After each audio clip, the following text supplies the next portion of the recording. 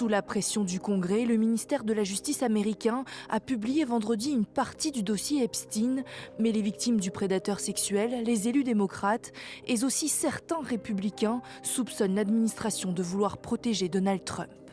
De nombreux documents ont été largement caviardés.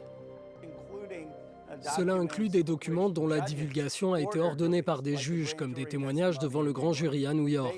Ils doivent au Congrès et au public américain une explication pour chaque caviardage que je n'ai pas vu publié sur la page du ministère de la Justice. Or, la loi est très claire. Tout caviardage doit être justifié par écrit. Ils doivent le faire.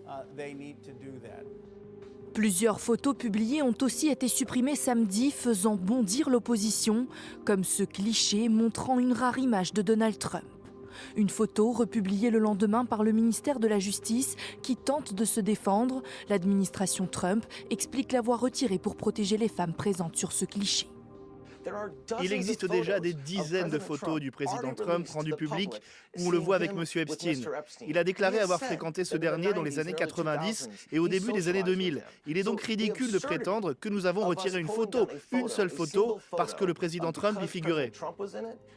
De nombreuses personnalités apparaissent sur les clichés rendus publics, dont Bill Clinton, Mick Jagger ou encore Andrew, le frère du roi Charles III.